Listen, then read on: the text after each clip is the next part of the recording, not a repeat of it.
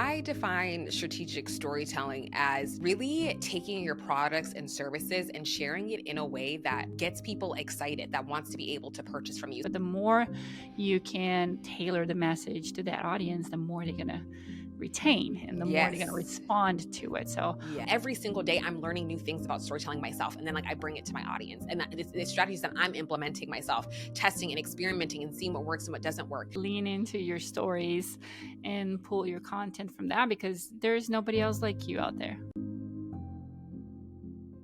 Hello, everybody. Welcome back to the Accidental CEO podcast. Today, I have a very special guest with me, 𝐀𝐜 𝐂𝐜. We met at a conference earlier this year, and I'm so excited to have her with us. She has a lot to tell us about storytelling and strategy.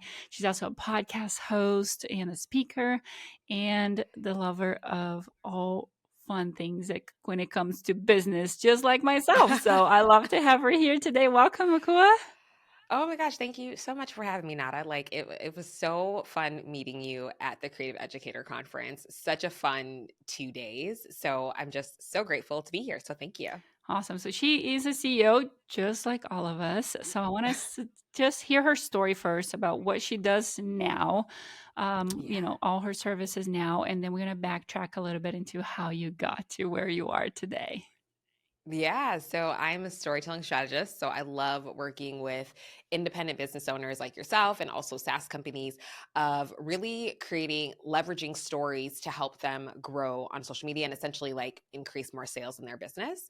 It's kind of an interesting journey how I fell into that, but essentially that's what I have been doing as officially a storytelling strategist for the past 2 years. And it has been so much fun as a business owner, just finally being able to do something that just feels really aligned with who you are, and being able to serve people in that way has been truly amazing and has helped me to create the business that I have today, and even has led me into this opportunity of being the host of the independent business podcast through HoneyBook. So that is a little bit about me. Yeah. Why do I do that? A little bit about you. Yes. Yes. I love that. So tell us a little bit about the story. I'm sure there's an interesting story of how you ended up where you are today. I want to know the deets and how did you become an accidental CEO and a successful CEO today?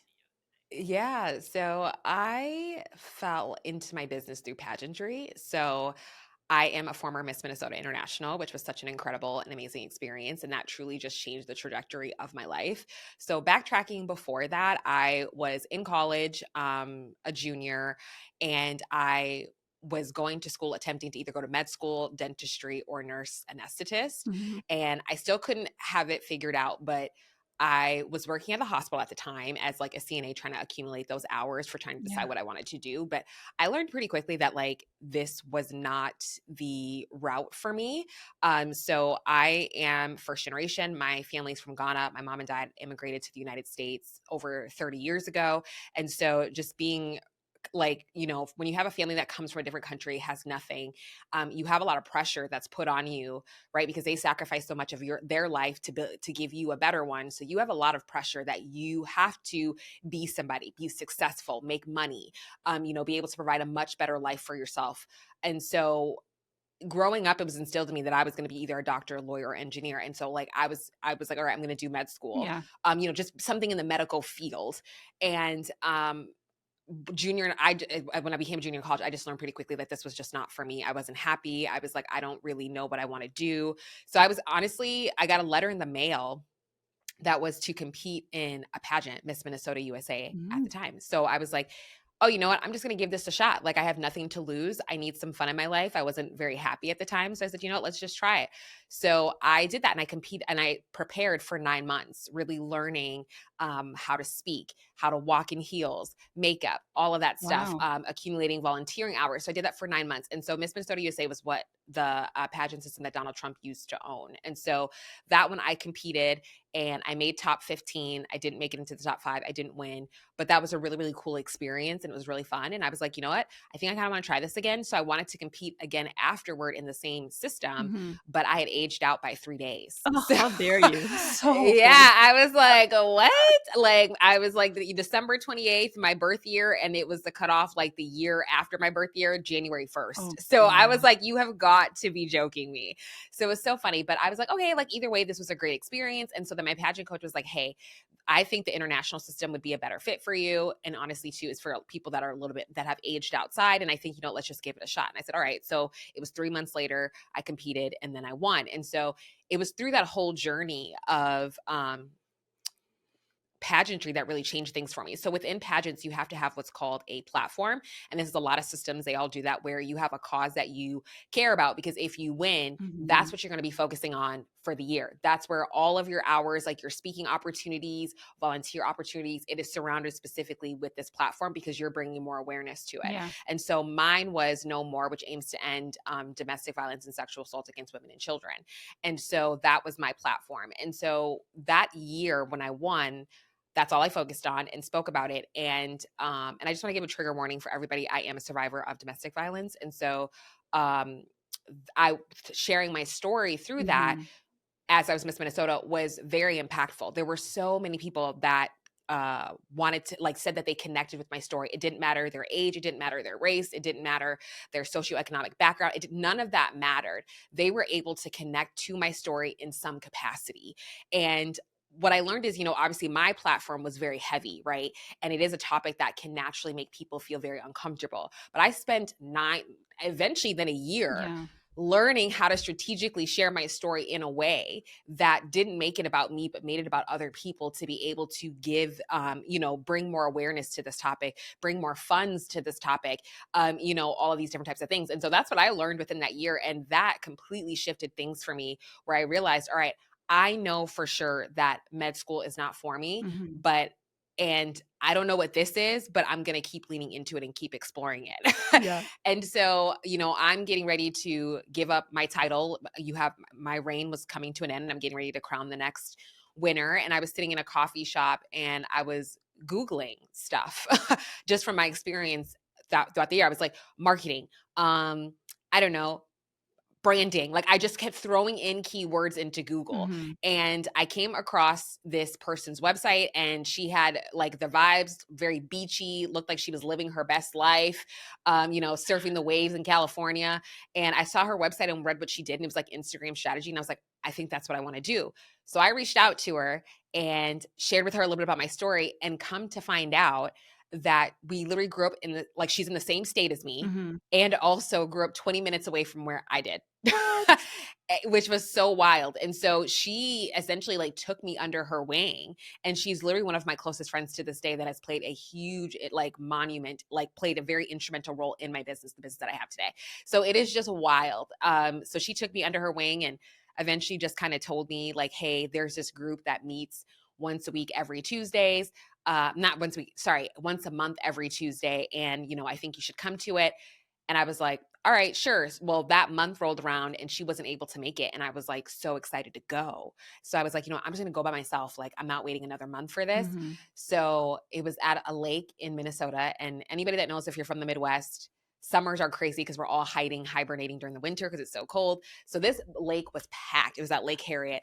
And there was no sign telling me about who this group was. I didn't even know the name of this group.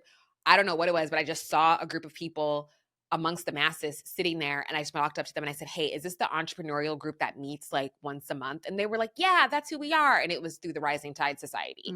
And so that's kind of how like my CEO journey started. And when I met with them, I did not have a business. I kept showing up every single month without a business. I just was like, look, I think I kind of want to do something with Instagram strategy. I'm not really sure, and all that type of stuff. And it was through them in that community that helped me build the business that I have today through Rising Tide and Honeybook.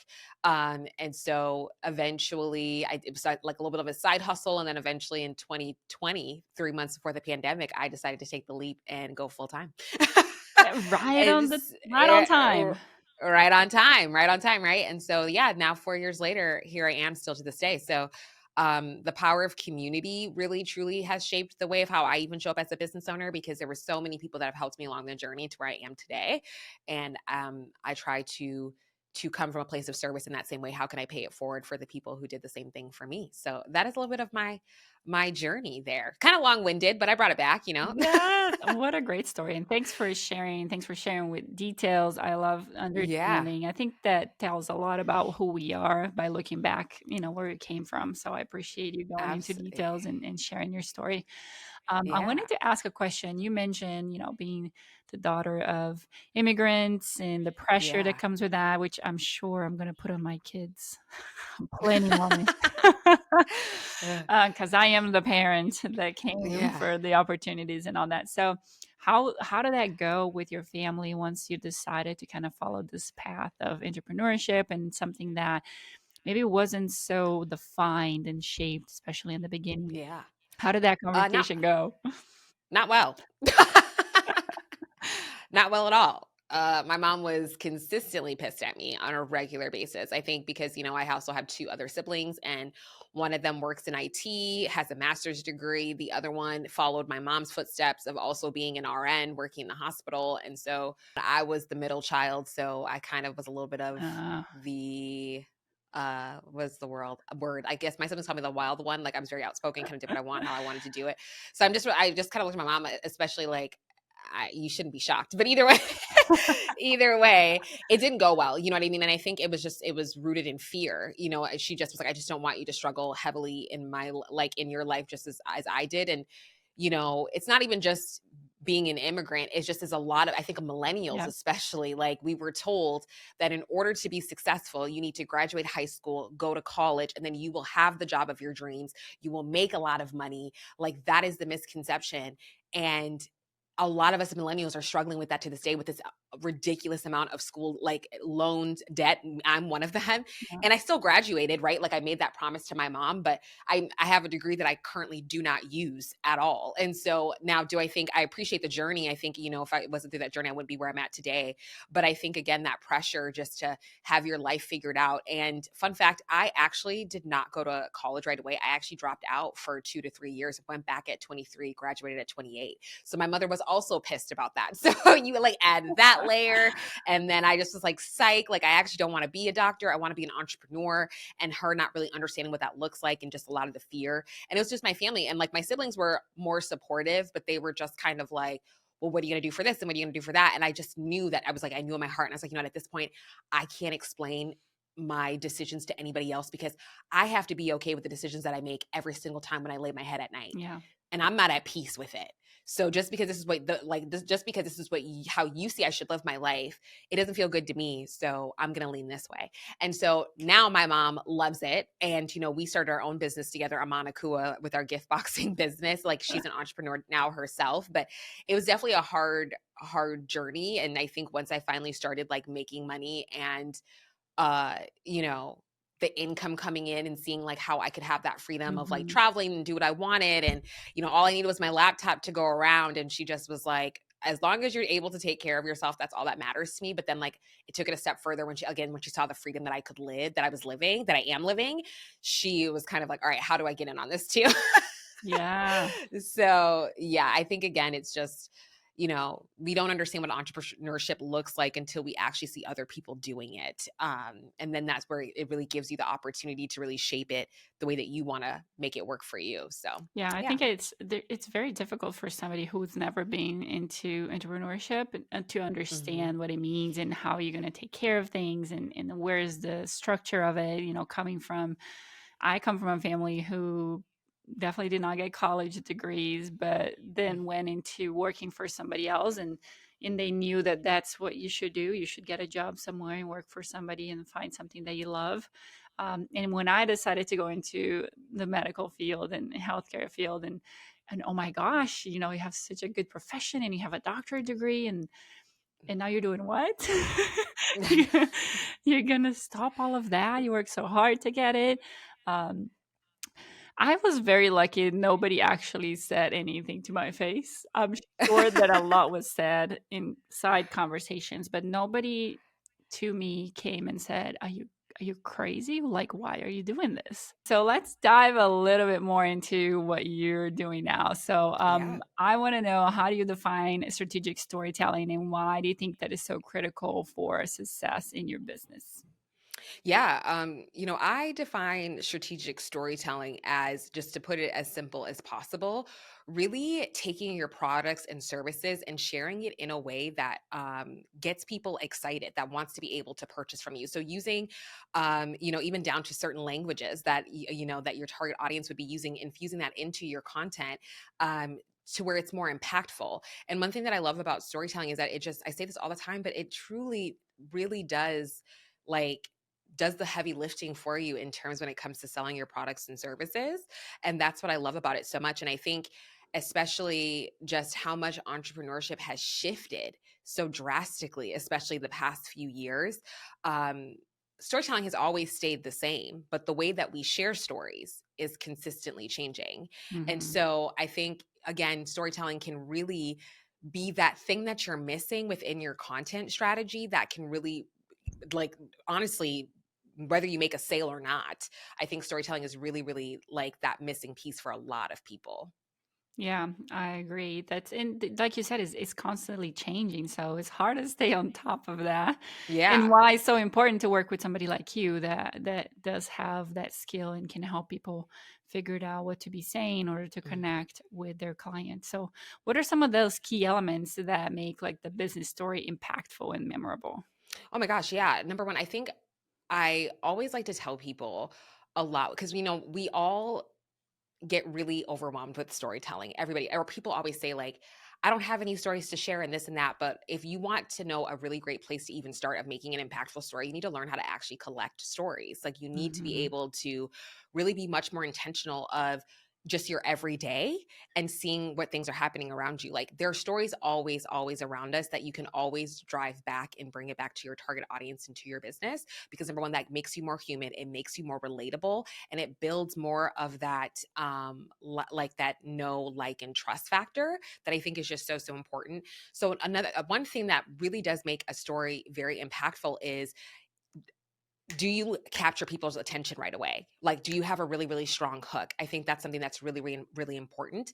A misconception that we have, which I was guilty of this too, so I'm not going to act like I'm perfect, right? Like, I am a business owner, always learning, always evolving in my services. But we used to always start stories of like a beginning, middle, and end. Who says you have to start stories that way? You don't have to. You Hmm. right? Storytelling is not linear. It truly can go in a multitude of directions that you want it to go to, like, go in. So, like, really think about, like, you don't have to start a story. You can start a story in the middle. You can start your story in the middle. You don't have to start it, at the beginning, or you can start at the end and backtrack. You know what I mean? And there's, again, multiple ways that you can do it to really capture and hook your audience's attention, because you only have a very, very short amount. So that's something that can make a really impactful story. Like, how are you going to garner their attention? Number one, are you providing clear, are you clear? Is it simple and clear? A lot of the times we provide so many unnecessary details. So really ask yourself this question of, like, why do I want to share this story? What value is this going to provide my audience? Really asking yourself those key questions, so then you're able to filter out in the story of, like, is this really helpful to my audience, or is this not? Like, what is the main key thing I want them to take away? Because then if it's not, like, if it's not going to the main key thing, remove it. Nobody gives a shit. Sorry. Am I not supposed to swear? That's my bad. You know what I mean? Like, you want to get straight to the point, make it engaging. And so, like, don't include unnecessary details, because storytelling is very powerful. It really does affect our body and our brain. So, already in our brain, when we are hearing a story initially, we are filtering out information. So, Yeah. when you are using down to the language that your target audience should be using, and really keeping things straight, simple, and clear, instantly their brain is going to be like, your brain is going to instantly start paying attention and being like, oh my gosh, okay, like, this is starting to resonate with me. I'm engaged. I want to know more. You know what I mean? So really just being simple and clear. And also to being, I hate this word because it's so trendy. Like, we say it all the time, but it's truly being genuine. We feel like a lot of the times that, like, we have to embellish certain things of our story just to make it more engaging. And you really don't need to do that. Just be Hmm. honest. Like, hey, I sat down at a coffee shop with a friend and we had this really great conversation. And this is what it taught me about my business. You know Yeah. what I mean? Or, how can you bring things back again to your audience? And so those are some key things that I think make a really impactful story. Like, how are you able to hook your audience right away, making it simple and clear? Are you able to be authentic, be honest, be genuine, be true to who you are? I think those are some really key points. And then also to having a clear call to action. Like, a lot of times people will share a story, and like, I think it's great when you're sharing like on a stage, right? Like when we're all leading a keynote or a breakout and stuff like that, and we're sharing those stories, great. But if you're like, especially in your social media content, what do you want people to do after they hear the story? You just did all that work and you just walked them through that journey, and Yeah. you're gonna lead them astray. You're gonna tell them, right? Like where you like bring like, what is it? Like you bring like a horse to drink the water, but then like you don't tell them to drink it. You know what I mean? Yeah. That's not a really good analogy, but like we need direction. We need direction. People want to be told what to do. And so Mhm. storytelling really does remove some of those barriers, which kind of sounds manipulative, but like if you are able to tap into certain emotions, you can get your audience to do whatever you want them to do. Yep. Right. And so are you having them clear, but also to having a clear call to action, but also to really being clear on what emotions you want them to lean into is so, so key and so vital with storytelling. So sorry, I kind of like threw out a whole bunch of things, but just, No, those are all yeah, great yeah, concepts. So I really like where you talk about deconstructing the order of the story, because I feel like yeah. that's a lot of what the current state of like social media and content sharing really asks for. I mean, we talk about the hooks, So basically, Mhm, you're starting the story by maybe the end or maybe the middle by like telling your audience something that's happening or that's mhm, going to happen and why they should keep watching you, right? mhm, Why they should keep listening to you. And same thing happens with email and copy on websites and all kinds of things that you do. Like you need to start in a way that it's going to connect with the audience and is going to have them listen to it. And like you said, the way to do that a lot of times is by using the language that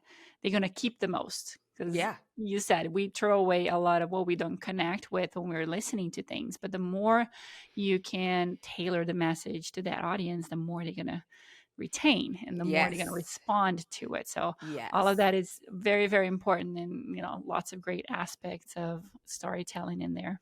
I'm currently taking some courses on communication and like Mhm, presenting, speaking, that kind of stuff. And the instructor talks to us a lot about storytelling. And he does say, like, you need to tell people why you're telling them the story, like basically mhm, what you're saying. And literally at the end of telling a story, you can say, I'm telling you this story because, and then mhm, connect to the main point of what you're trying to do. Maybe something you're trying to sell, maybe it's a service, maybe it's an advice, a tip, but help people understand why you're telling the story to begin with. Because you might mm, know in your brain, but maybe you didn't do a great job storytelling to connect all the dots. So it is okay to tell people why that story is being told and connect that to, the end goal. mhm, 1000%. And I think again, like we've heard this fact so many times, how you're able to remember facts up to 22 times more when it's weaved into a story. So really think about when you're Yes. selling your products and services. Like for me, like my example, my storytelling intensive, I love it. That's my baby, right? Like I built it from scratch and I care about it. I love it. Nobody's going to give a shit about it unless I make them care about it, right? Like Yep. I have to make other people care about it. And so the way that you do that is storytelling, really thinking about some of the benefits of your product or your services, and then how can you weave that into a story. So the way I do that, I leverage my own journey a lot, like, and so I look at my own journey. I've walked myself through my intensive, I've walked through it myself. I have literally will sit down and create my storytelling library, and then as I'm able to pull additional content, so when I'm selling my services, I'm Yeah. like, well, I walked through it myself, so I understand 1000%, and position those stories where it's not like, hey, look at me. It's, hey, learn from me. Like I'm here with you. I'm your guide. We're going to walk through this together so that you can experience the same transformation that I did. And so that's how I look at it as well. Yeah, that's great. What are Mhm. some common storytelling mistakes that you see business owners making, and how can them avoid that? Oh my gosh. I think I said earlier too, number one, providing unnecessary details. I think that's number one. Again, like you don't have to be like, oh my gosh, it was 1988 and I was sitting having some tea and crumpets. Like nobody cares. Like get to it, get quickly to the point of what it is that you're trying to talk about. I think that's number one. I think overall, just not having a really clear purpose of why they're sharing the story. Again, like you really need to understand who it is that you're speaking to. And I this is such an elementary thing. We hear this all the time as business owners. Like, you really need to know your target audience. Mhm. And it's with good reason, right? Like, people have taken my intensive, and my first exercise is a target audience analysis. And I don't care how long you've been in business. Every time they fill that out, I'm able to tell instantly that they still don't know their target audience enough.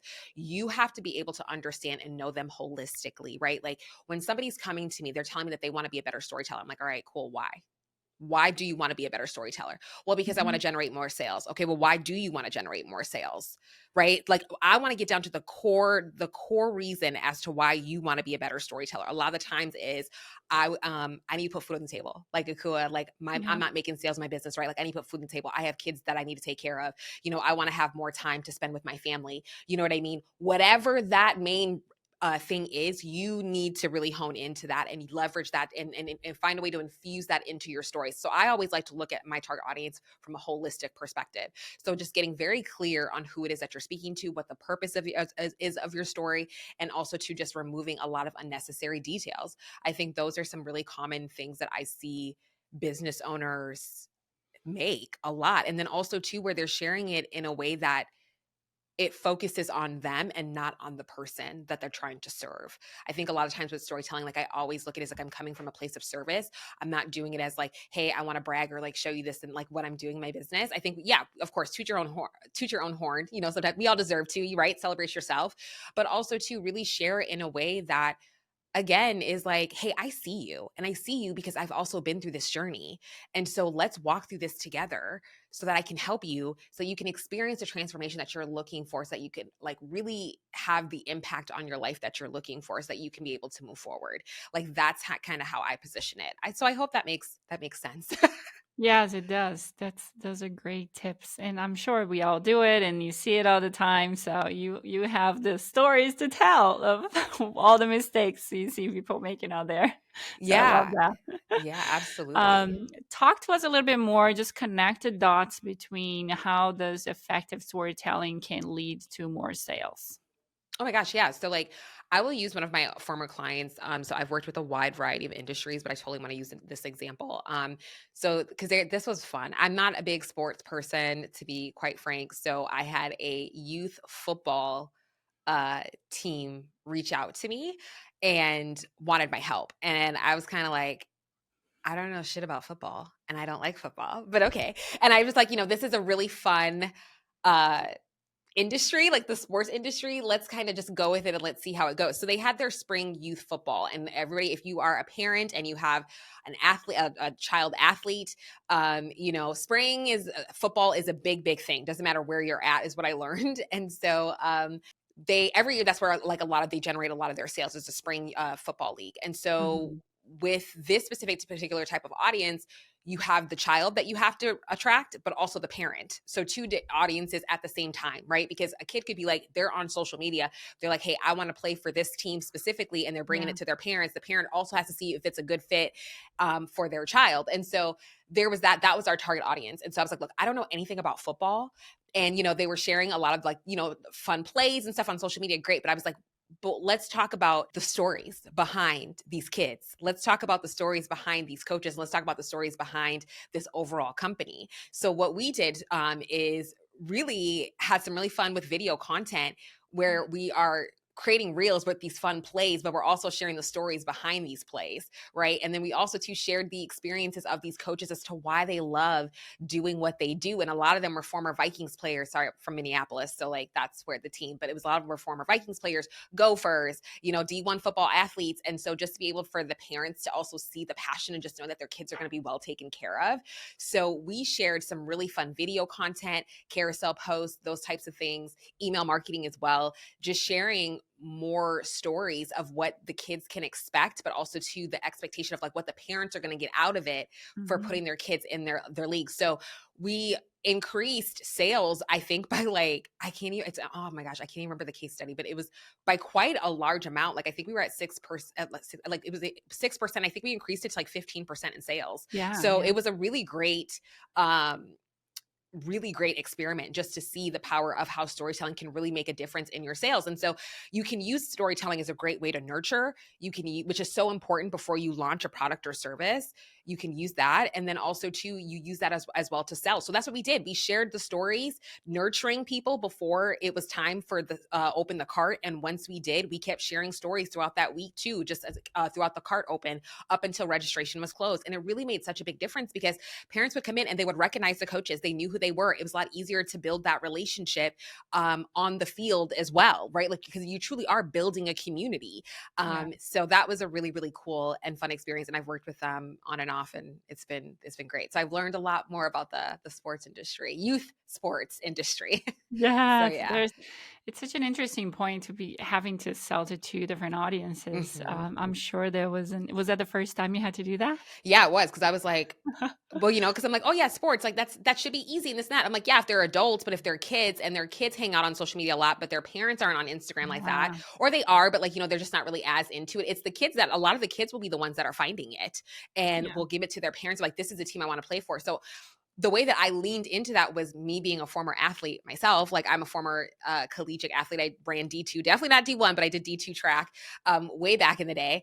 But I remembered that when I was like training in high school. And so like I was being recruited for both sports, volleyball and track. And I remember being like, Mom, like, this is where I need to be. My coaches are telling me this is the team I need to play for if I'm wanting to play in college, mhm, whatever. And so I told her what I wanted, and she was like, great. So then she would talk to the coaches to be like, all right, like for 𝐸𝐸a's future, like this is where you guys are saying and this and that. So I've literally leaned into my own journey and my own experience and put myself back there when I was a teen of like, okay, what did I do with my mom to make sure that she was able to sign that check for me to be able to go play? And that was the thing with the youth sports. Like, a lot of these kids are were young but also too into high school, getting ready to high school, where football is such a big deal that they were very intentional with the high school that they were choosing, because that would determine whether they were going to be recruited or not. yeah, And so as a former athlete myself, I remember that as well. Like, we picked our high school not because of that, but then as I got older, I remember I got mad at my mom, like, why didn't you let me pick? I should have been here, because that would have given me more exposure for, you know what I mean, being recruited. And it's true, it's a whole strategy, it's a whole yeah. thing. And so I just leaned into my own journey of like, all right, and then leverage that as well of like, how can I guide people to be able to make that decision that like my 7x7, we are the company to go for it in terms of like for youth football. Yeah, that's great. I didn't know Yeah, you play volleyball too. I did way back I don't know, a lot of yeah, way back in the day. I'll do an adult league here and there. My sister and I did before I moved to Chicago. We would do adult leagues, and so it was like all former collegiate athletes, and we would just be ripping it, and it was so much fun. But my knees would be swollen the next Oh, day, so yeah. I That sounds fun and terrible at the same time. it I know my was body so would not yeah. like me right now. My body does not bounce back like it used to, but either way, really fun. So, anyways, didn't mean to take it off track, but there we go. So yeah. Here we are. So is there a go-to storytelling technique that any business can start using right now to enhance their brand? Yeah, I think what I said earlier, learning how to collect stories. And so number one, a really big thing that, and especially it's in my intensive, like we create a storytelling library. So we focus on stories that are really important for business owners to be to be sharing, right? To really get to know your audience, but also to outside of that, because I don't want people to be put in a box. But that's why I love storytelling, is because you naturally, when we create content, right, we always hear, which there's Mhm. nothing wrong with it, so I don't want people to think that like this is wrong. It's not. We hear this all the time with like content pillars, right? I'm sure you've heard that as like, oh yeah, when you share on social media, like have your 5 content pillars. I noticed for me personally with my clients that they would find themselves very restricted being in content pillars. Like, well, if it doesn't fit in my content pillar, I'm not going to share it. And now, do I think that's a great meter to have? But I'm like, you're missing on some really, really great potential content when you're just being so hyper focused on your content pillars. So for me personally, I don't use that. What I do is I have my storytelling library, and I will write. I have stories that I have in the bank that's already sitting there. And so what I do is I will go back and reread a story, and you will interpret it so differently every single time. And Yeah. so I have a specific story of, like, example, how I started my business. I will go through, read it, and if there's a specific piece of it that I would like to share, for example, the reason why, like, you can come up with content of like, here's some common misconceptions I hear all the time about people say about storytelling. Number one, um, they always say that I'm not a good storyteller. Number two, they feel like they have to have something extreme happen in their life, right, in order to be able to have Mhm. a good story, those types of tips. Only reason why I was able to pull that out of content is because those are the exact same things that I said to my pageant coach when she told me that I should share my story. Yeah. You see the connection right there, right? Like, it's not based on a content. And now, if you want to bring it back to your content pillar, you can be like, oh, like, does this fit under education or, whatever? You can absolutely. But if you're like, hey, I'm somebody that struggles with content pillars, that's a really great way to do it. Go back and create your stories, right? Create your origin story. Like, really think about some of these pieces of like how you started your business. Think of your own personal journey, write it out. Go back and reread it often and add to it. Also add to it, right? Because you have evolved as a business owner. You're not the same person that you were 5 years ago. You're definitely not the same person that you were yesterday. Add to it and then go back and reread it. And then you're able to pull out specific pieces of like, how did I feel during this specific time? Mhm. How is this going to, if I share this specific piece of my story, what value is this going to bring to my audience? Right? And what do I want them to do? How do I want them to feel? Asking yourself those questions can really help you start to create content that is fun, but also original, where nobody else is creating it, where you're in your own lane and focusing on what you need to do because you're taking your own journey. And that really does start to create very unique and, like I said, original content, thought leadership. It positions you as a thought leader. And so that's how I lean into storytelling. That's how I do. And I think those are things that people can do today. Have your phone with you. Talk about what you did during the day. Is there something that sparks, like, look at it. Is there something that like piques your interest, gives you, where you feel something? All right, that's something there. Let's lean into that, right? You have to take the time with storytelling. That's the thing that people don't realize is that storytelling Mhm. requires time. My service is exclusive for a reason. Respectfully, if you don't have the capacity to dedicate to build the library to really hone in on your target audience, then this isn't the right season for you to lean into it because it requires a lot of work because you're trained, it's a muscle. You have Yeah. to, I was not a good storyteller. I spent a year really refining those strategies, but still, even after that, every single day I'm learning new things about storytelling myself. And then like I bring it to my audience and it's strategies that I'm implementing myself, testing and experimenting and seeing what works and what doesn't work. And so it's a muscle that I'm consistently building every single day. So you have to make the time to be able to create a library, these stories, so that you can be able to share it a lot easier. Because now I can do stories off the rip, no problem, when I'm creating content. Yeah. But it took me a while to get there. It wasn't something that I just did overnight. We're all not natural storytellers. It is truly something that you have to work at repeatedly, consistently. Yeah, it's a habit and a skill that Mm-hmm. you got to form. Do you keep it somewhere accessible, like on your phone, that you can quickly jot down some notes Oh when yeah, I when the story comes to mind? So give everybody a tip of how to collect those stories in my a phone is easy on me way. all the time. Sometimes, like, I will be in the shower. My phone is literally next to me in the shower because I will have some ideas that come to me in the shower. I have learned that when I go out for a walk, and put my headphones in and listening to a podcast, I have had some of my best ideas come from that. Yeah. So I literally will I literally will choose the podcast before I go on my walk. I start walking, and then like as soon as it comes, I have my notes app already up, and I'm just typing it because right, like, we all know that inspiration can be fleeting. So you know what I mean, Yep. like, I'm trying to find myself in a constant state of flow, which is not easy to do as somebody who is, I mean, I'm pretty, like, I can be like laid back, but like also too, like, it's hard to find yourself, especially with life and all of our obligations and things that we have to do. It's really hard to find yourself in a constant state of flow. So I'm trying to work better on that. So I'm like, for me, going on a walk really does, where I have some of my best ideas. Journaling is really huge for me. Those are the things that I do where like I'm able to start getting some of my ideas. Or even too, like, if there is where I'm having a hard time with like a client or in my business, really journaling, and journaling from a place where like I'm able to get it out on paper, but also to look at things objectively, I'm able to pull out content ideas from that, even just Yeah. from that. You know what I mean? So I think really think about the things that fill you up, and also to like, that's how I collect my stories, and just do the things that bring you joy, because then that's when like your best ideas will come. That's for me personally. And I always have it on my notes app, but I also do have things on my Google Doc. Like when I'm like actually going to have dedicated time, really setting dedicated Mhm. time, maybe it's just like 10 minutes, 20 minutes, an hour of just creating these stories. Like create like, okay, like how did you start in your business? Create that story from where you are now to today. Create like your client customer journey story. Like they're from point A and they need to get to point B. How are you helping them get there? What steps they need to take to be able to do that? You know what I mean? And then you use that to create other stories, because there's always stories within stories. We don't realize that. We always think because we created this one story about my origin story that's the story. No, there's stories within that. So when I said earlier, go back and reread your story and pull out a specific piece, that could spark a different memory, right? That you didn't even think of, that you wouldn't have thought of if you didn't go back and reread that. So, there's stories within stories, and I need people to remember that. So when you're creating that story, you're not like, oh yeah, my client customer journey story. Yes, I have that. Okay, but there's stories within that client customer journey story. So go back and look at it, because it's going to spark ideas. Or like same thing when you have your clients that you're currently working with, how was that process? Write that story out. What did you learn, right? That's a case study. So again, there's stories around us. You just have to lean in with curiosity. That's just one of the main things that I like to share, really leaning in with curiosity and being open to receiving, right? And so then like when you're in that type of openness, things just flow a lot easier.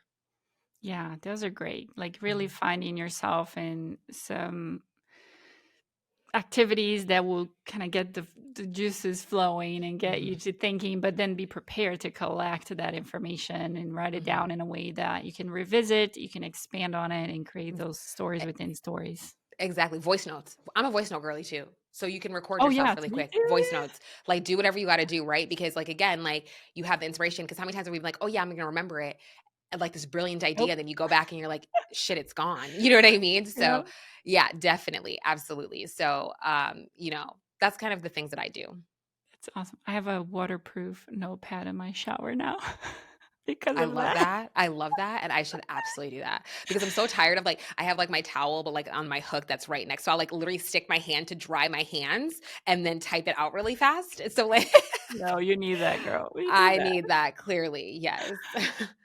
Tell us about a story of maybe a client that used that storytelling strategy and dramatically transformed their business. Do you have somebody that comes to mind? Oh my gosh. Yay. Yes. Her name is Sammy. She's amazing. And she walked through my storytelling intensive, and she's a photographer. And what was really cool about her story was um, she wants to focus on families building a legacy, which is really cool. Like that's her thing, right? Like helping build, create family heirlooms and all those different types of things. And so she walked through the intensive where we did like her target audience analysis. And Mm. that was a really fun experience. I love doing that because number one, it's really cool just to see how people interpret things, of how they view their target audience. And so we were able to break down and get crystal clear on who it was that she's speaking to. But then the real part, what fun part was when she was actually building her stories. And it was so cool to see her origin story. Like she was originally a music major, and she could like play the piano, stuff like that. And then like from her journey of planning her own wedding is how she really just saw like the beauty in having family heirlooms and being able to pass it on from generation to generation, because like things that her family passed on to help her prepare for her wedding was something that was just so meaningful for her. And so also too, she was like, Akua, I also would like to share also too beyond my business, right? Because we as human beings, we're multifaceted. And I think sometimes we forget that as business owners, that think of some of the brands or creators that you absolutely love, right? You know a lot about them outside of their business, so that when they are finally selling their products and services, you already adore them. You have no problem hitting that buy button. So don't be afraid to be vulnerable and let people in certain areas. So we had certain aspects of her life that she wanted to share, but then she also said too, like, I don't want to share about my kid, but I want to absolutely share about like the journey of motherhood. And so that was a really beautiful place too, because we also were able to address her boundaries. I think that's another thing that people struggle with in storytelling, is that they see some of these bigger influencers or just influencers in general that are really like sharing their whole life and are being very open and transparent. And while that's very beautiful, people are like, I don't want to do that. I don't want to have to do that. And that's okay, right? Like you deserve to honor yourself in the storytelling journey. And so she was actually able to discover her boundaries through the intensive of like, these are the things that more personal things that I would like to share. And this is how I would like to share it. So just from when we went through the intensive, just from going through that storytelling library, just 3 stories that we created, we were able to pull off like almost 40 content ideas Wow. just from that. So this is what I'm saying. There's stories within stories. And so it truly is such a beautiful, beautiful thing just to see how she evolved as a business owner and how we were able to pull out so many different content ideas to be able to serve her audience. And so like I said, it makes it so much more easier. It's very freeing because there's no wrong answer. There's no wrong answer, right? Like your life and your journey and your gifts are they're unique. So you're using that to be able to create unique content. So that's kind of how we did that, if that makes sense. Yeah, that's great. And I think a lot of people struggle with that concept of like, how do I differentiate myself from all the other photographers or all the other copywriters, all the other web designers? Like that is it. Like lean into your stories and pull your content from that because there's nobody else like you out there. Exactly. I'm not the only storytelling strategist. I know that. I've met some that are wonderful, that are amazing and are so good at what they do. But the reason I've been able to get the clients that I have is because I'm very clear about my values. I don't sugarcoat who I am. How you see me here in this video is exactly how you see me in real life. I truly am myself. And so that is how I'm able to stand out, right? Like you have to be confident in who you are. And I think other storytelling strategies, that's how they're also able to get their clients because you want the people that you enjoy and love working with. That's what I want. And so I lean into my gifts, I lean into my journey, and I'm very crystal clear about who I am, my values, and those are the people that I want to work with whose values align with mine. Yeah, that's great. So let's talk about the future a little bit. What kinds of trends and changes do you anticipate in the way the business will use storytelling in the future? Oh my gosh, so many different ways. And I actually have a storytelling quiz, which I have recently launched. I redid it, which has been so much fun. So I'm just going to put the plug in there for that because we all truly have very different storytelling styles. And it was so funny because it was actually inspired from the Creative Educator Conference by all of you that were how I literally rebuilt this quiz because from all the different educators, myself, you are one as well. Like we all share our stories so differently and we have to evolve in a way that really aligns with who we are. And so I have my storytelling quiz. I'm going to put a shameless plug in there for that. What's your storytelling style? What's your storytelling style? I really want to encourage everybody to listen to it because for example, I am more of, when I took my quiz, I am more of a magnetic storyteller, I guess, which was, I was like, okay, girl. And the way that I was like, okay. And the way that and it's true. And the exercises that I created for each personality, it aligned with me. I said, yes, I love this. This is truly how I actually do create my stories. And then I had my friend Ashley Bowden. She took the quiz and she was a person that I used to create it. And she didn't know I was creating it. She took it for fun. She's like, this is oddly accurate. And so like yes, because she's like, because she's a soulful storyteller. She leads with her soul, right? Like she's very emotional driven. And so, but somebody who shares their story like that struggles with sales. They do struggle to sell. They have no problem capturing people's attention, but what they have problem is converting that attention, right? Because they don't know how. So they're missing that piece. So then we have very specific exercises for more of a soulful storyteller. And then like Laylee, who leads the Creative Educator Conference, she's more of a savvy. She said this at the conference. I personally will not make you cry. That's not the type of educator I am. She's more savvy. Like, hey, step 1, 2, 3, 4, 5. This is what you need to do to get what you want. That's more savvy. Here's your data. But here's your data, which is wonderful, which is great. But what you're missing is the emotional piece. Then how can you know what I mean? So again, those exercises are gonna be very, very different. So that's why I'm like, okay, the storytelling style will absolutely help you with that. As things change and evolve, you're gonna change and evolve, right? But I think also too, even just generally with what I'm seeing in the industry is authenticity is going to be the biggest factor with especially how AI and all of these different types of tools and everything has played such a major point. The thing that trumps everything is human experience, your journey. Nobody can take that from you. That's what you have. So hold on to it dearly and leverage that. Keep that as key.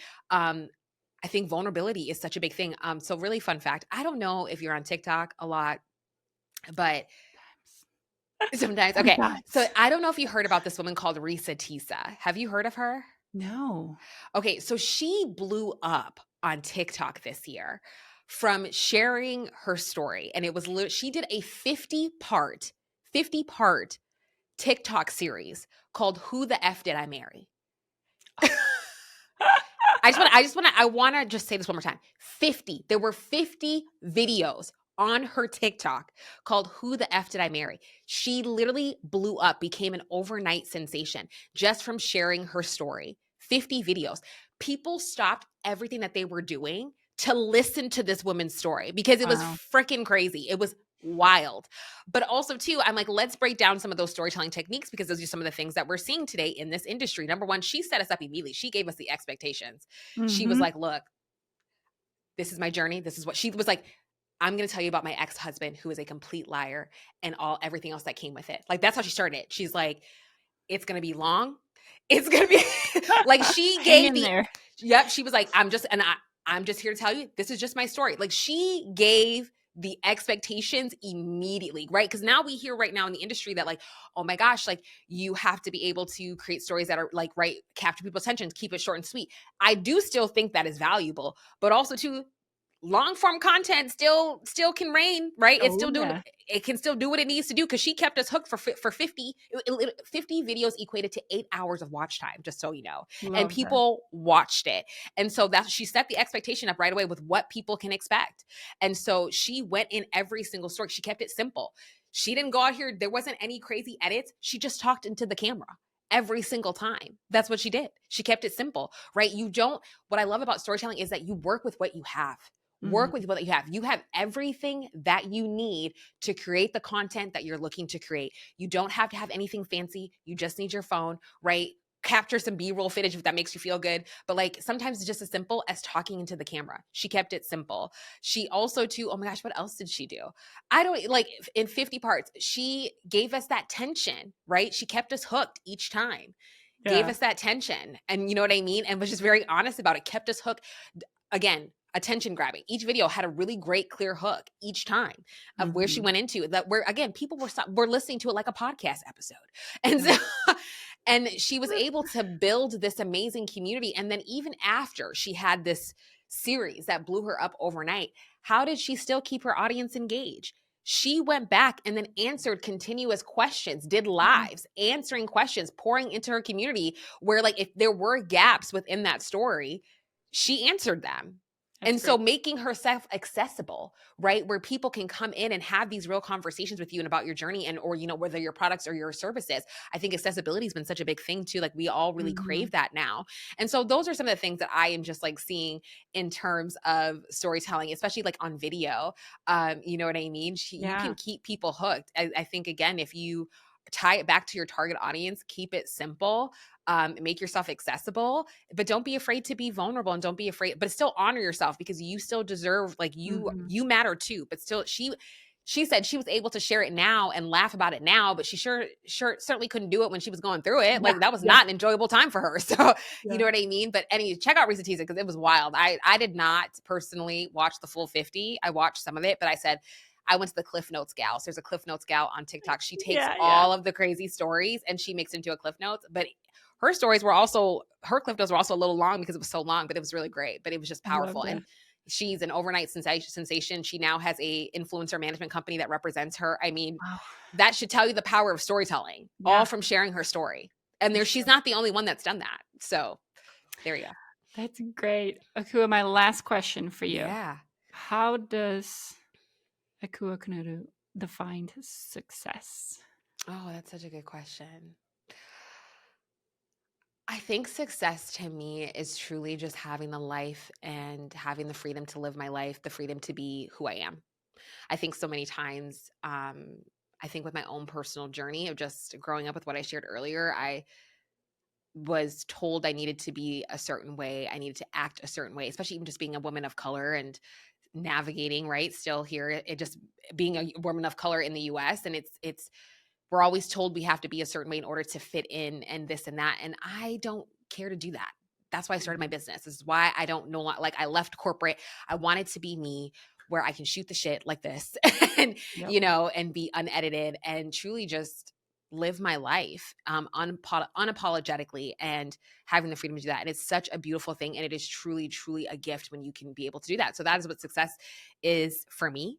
And that is what I continuously lean into today. So yeah. Amazing. Tell everybody, Yes. where can they find you if they want to be better at storytelling? Yeah, so you can come hang out with me on my website, 𝐀𝐜𝐤𝐼.com. Hang out with me on Instagram at @𝐀𝐜𝐤_. And then you can also find me at the Independent Business Podcast powered by HoneyBook. So check us out over there because we have so many amazing business owners that come on the show. And then also to take my storytelling quiz. What is your storytelling style? And let me know what you are. Please send me a DM because people have, and I love it. So please let me know what you are. So yeah. Perfect. We'll link that for you guys. Thank you Yes. so much for coming to hang out with us. I loved having you. It was great to Thank spend a you. little bit more time talking. Thank you, all of you, for being with us today. And I hope to see you next week for another episode of the Accidental CEO podcast. Thank Bye. you. Bye. Thank you.